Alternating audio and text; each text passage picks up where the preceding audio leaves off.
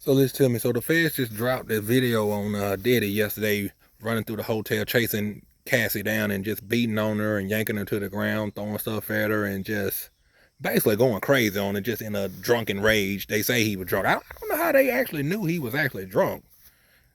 I mean, it's one thing for somebody to say that he was drunk, but how did they know that he was drunk? I mean, that's just what's being reported, because he could have been so far, these folk know. But either way, he was going crazy on her.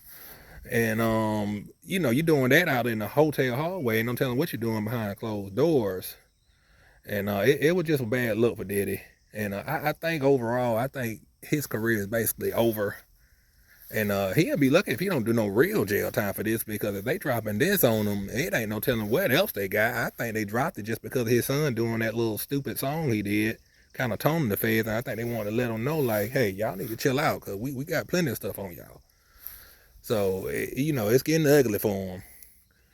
And it had me thinking, because, I had to grow from situations like that, where I was in kind of domestic violence situations, and I was reacting to things that I never had dealt with before. And I just had to learn how to just move forward in more of a positive direction and learn how to control myself. Kind of being in situations that I never dealt with, I just had to learn how to maneuver, because I found myself in that a few times in my mid 20s. And ultimately, you kind of got to look for the signs with that kind of stuff, because it just progresses. It can go from somebody pointing a finger in your face or just yelling loud or talking in your face to now they kind of touching you, or they go from a touch to a push, from a push to a punch.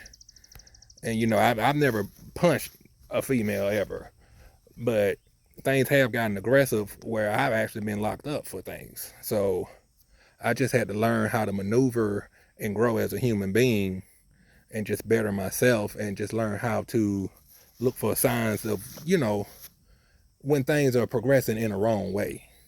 Because, nowadays I wouldn't tolerate anything like that. But in my younger days, I just had to learn. And for Diddy, what I take from it, with him being in his almost mid 50s, I just have to assume that this is just who he is. There was no growth, and that's why you got him looking like that on TV now.